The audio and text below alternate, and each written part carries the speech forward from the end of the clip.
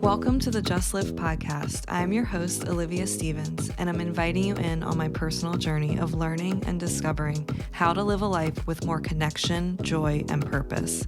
I'll be sitting down with people from all walks of life to dive into topics including trauma, mental health, mindfulness, the nuances of love and relationships, and much more. I hope these conversations empower you to expand on what serves you, release what doesn't, and just live. Hello.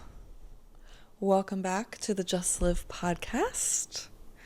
I am your host, Olivia Stevens. If this is the first time you're tuning in, thank you. And I'm sorry. Just kidding. So I downloaded Hinge.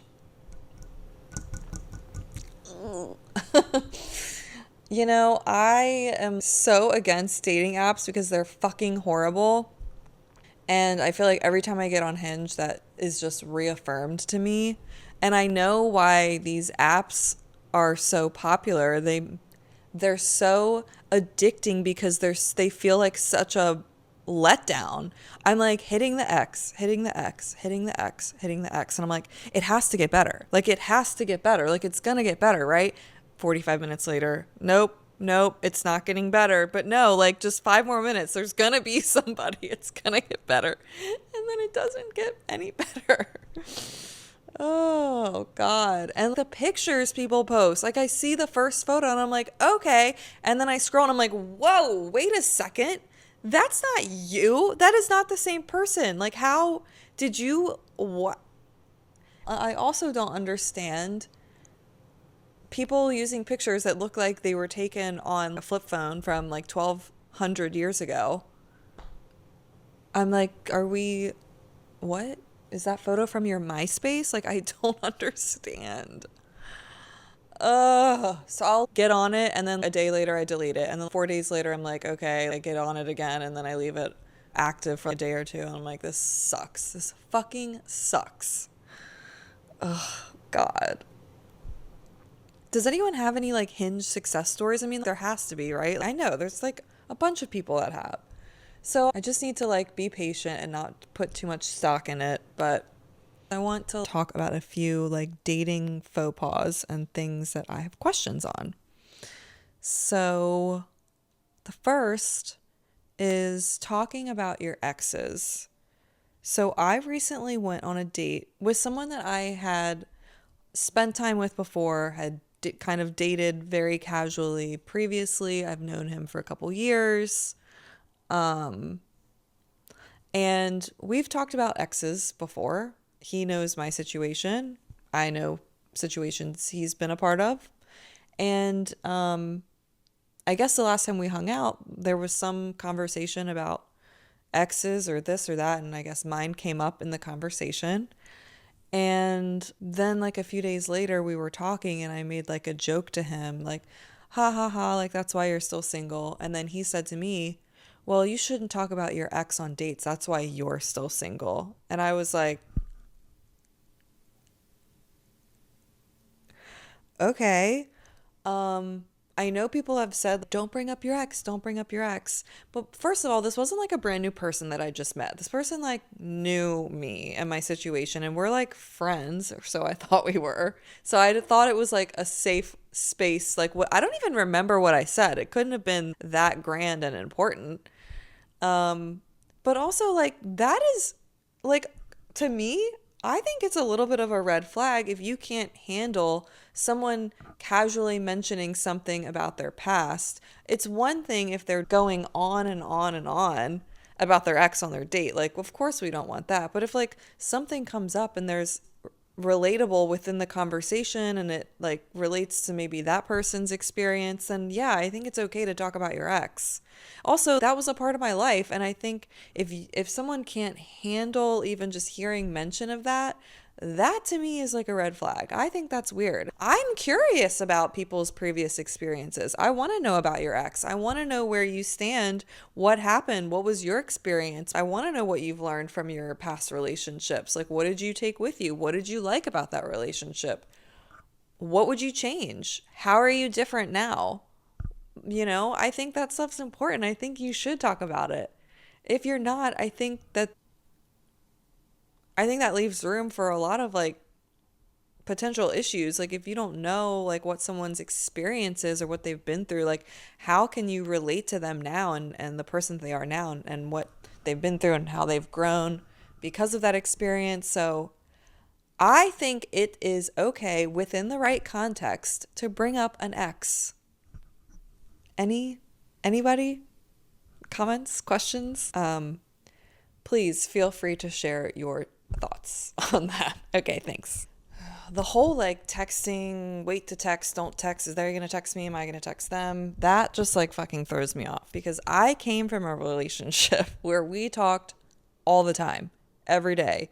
We saw each other every day. We lived together. It's like, it's so weird to go from that very constant communication to then the casual dating and the communicating. And you're like, it's like 3 days goes by and you're like, is anybody out there? Hello. So that's a struggle for me because I like to talk and communicate. And I also, what I think is worse is when someone will talk to you all day long or be very consistent with their communication. And then all of a sudden they're very inconsistent and they'll go like a week without talking to you. And you're like, are they waiting for me to text them? Should I text them? Should I not text them because like they don't want to talk to me? So if they wanted to talk to me, they would text me. But maybe they're waiting for me to text them. Maybe they are sitting there wondering why I'm not texting them. And they're thinking that I don't want to talk to them because I haven't texted them. But they haven't texted me. So I just shouldn't text them because they didn't text me. But then if I text them, will that make them think that I want to talk to them? But I do want to talk to them. But like, does he want to talk to me? If he wanted to talk to me, he would text me. So why hasn't he texted me? So should I just text him? I need help. I need help. I think one of the reasons I really don't enjoy dating is because I hate small talk and I hate feeling like I'm on a job interview. And I also feel like the best parts of my personality are kind of misunderstood.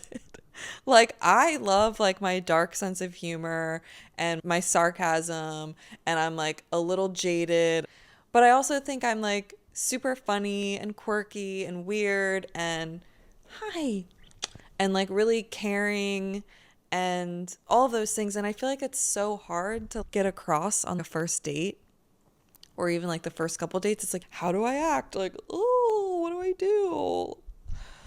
I hate that. I just want to be myself, but sometimes I feel like I can't be because I'm like, people won't get it, but maybe they're not supposed to. Maybe, I don't know. So that's like I hate feeling like I'm sitting across from someone having to answer all these questions and like, how's the weather? Like, oh, what do you do for work? I don't know. I hate my job. What do you do? I hate my job too. Yay, that's great. What are your hobbies? Hobbies? You hobbies? Hobbies. Hobbies? Um uh do you know any of my hobbies? I don't know any of my hobbies. What? I got hobbies. I got plenty of hobbies. Hobbies like besides sitting here every morning and like mustering up the will to live. I mean, after that, I mean, it's like there's so many. There's so many. So many hobbies. I mean, I don't even know where to begin with my hobbies. Okay, this is a big one we need to talk about. The whole argument, does the guy pay first? Blah, blah, blah, blah, blah.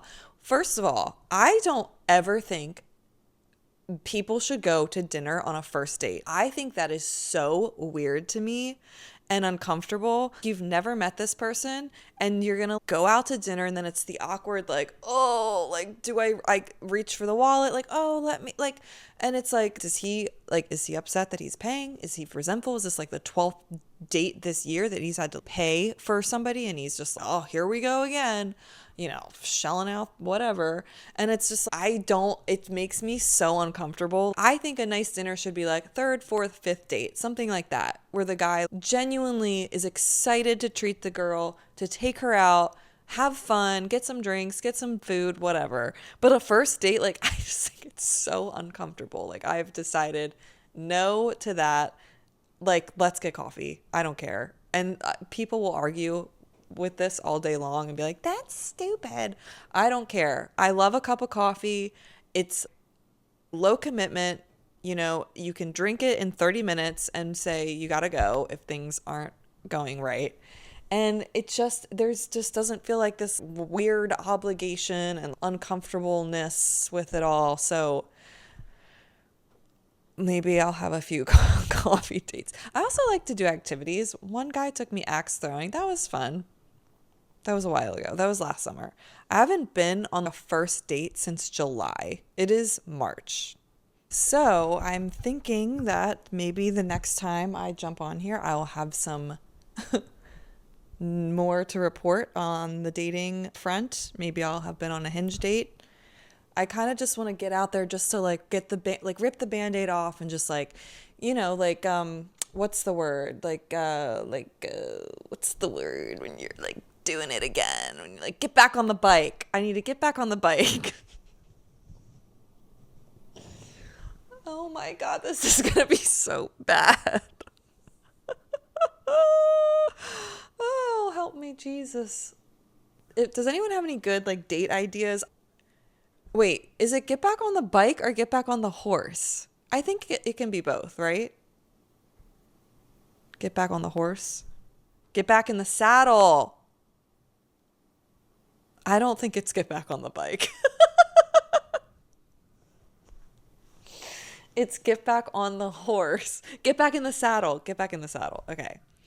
I think it's time to get back in the saddle. And yeah, so spring will hopefully bring some fun times, and I'll keep you guys posted on what happens. Stay tuned. I think that's it. Would love to hear any crazy date stories, funny date stories, things like that. I always love that stuff. So thank you again for listening, for jumping in. And again, please subscribe to the YouTube channel. Like, just literally go to YouTube, Just Live Podcast, subscribe to it, leave a comment, share a video, something like that. Hit the follow button for the show, on Apple or Spotify. Share it, post it, all of that good stuff. I appreciate it, and I'll see you next time. All right, thanks. Bye.